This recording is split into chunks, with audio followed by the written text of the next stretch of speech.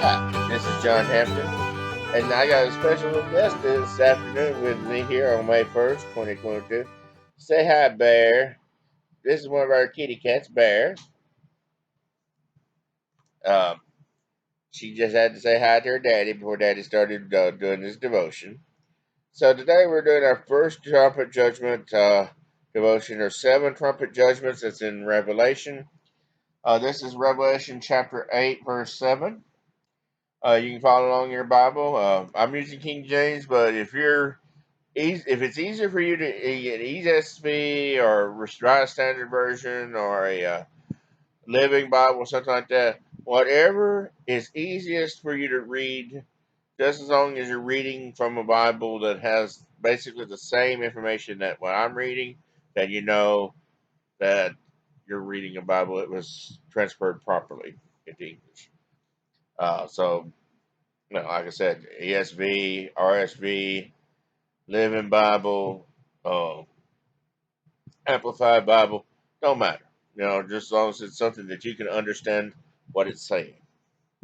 But I'm using King James. I like the scholarly sound to it, if you know what I mean. So the first angel sounded, and there followed hail and fire mingled with blood, and they were cast upon the earth, and the third part of trees were burned up, and all the green grass was burned up. So we're talking about a world here as we've been through the 7 seal judgments. We had the Antichrist show up. He waged World War III. Well, maybe World War IV, 5, 6, or 7 by that time. You never know. He waged World War against the world. There was pestilence, which is like a plague that took out so many people after the war. There was famine that took out so many people after the war. We had the martyrdom of the saints. A lot of the saints were killed for their testimony. We had a worldwide earthquake. And so that's wiped out about 25% of the Earth's population that started at the beginning of the tribulation period.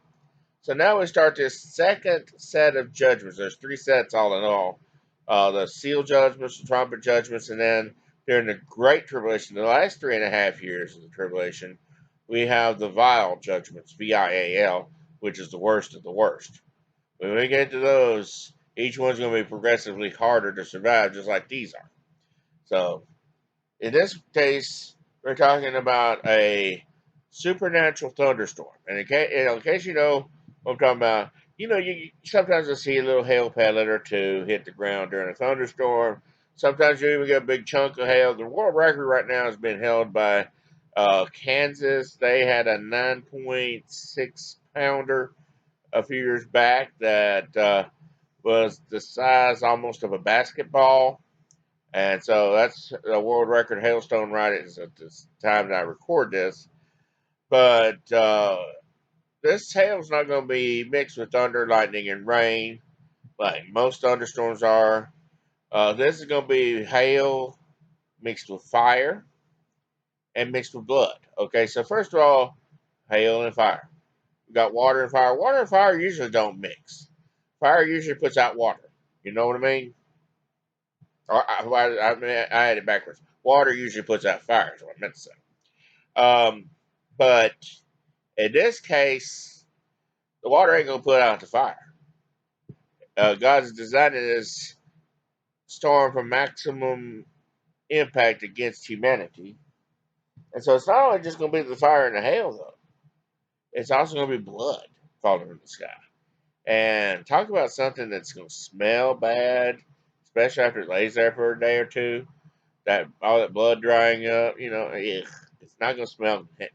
It's not gonna smell like Chanel number 5. You know what I mean?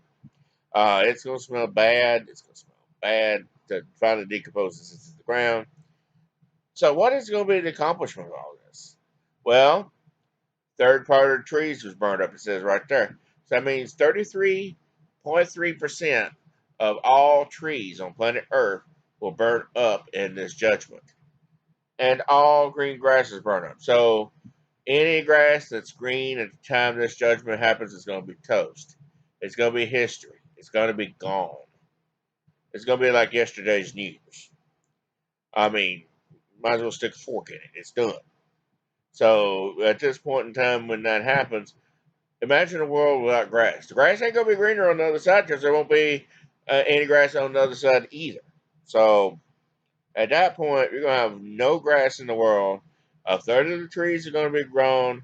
That means a third of the functions of all, because trees take in carbon dioxide that we exhale and put out oxygen that we inhale. So what that's going to do is that's going to make it a lot worse for people to breathe because they're not going to have all this oxygen that they have now because there's less trees putting out oxygen and taking in the bad carbon dioxide. All the grass. Grass also does that same thing. Takes in the carbon dioxide, gives you back oxygen. If all the grass is gone, I know they'll probably replant a lot of it.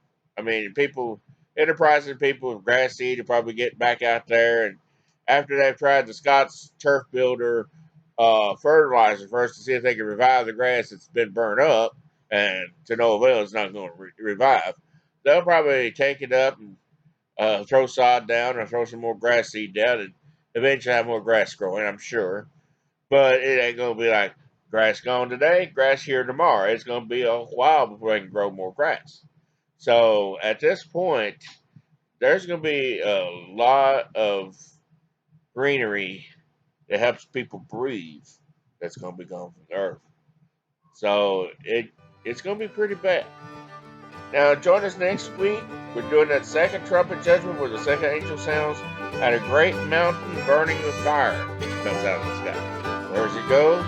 What's it do? Find out next Sunday. Have a good day. God bless. And thank you for watching.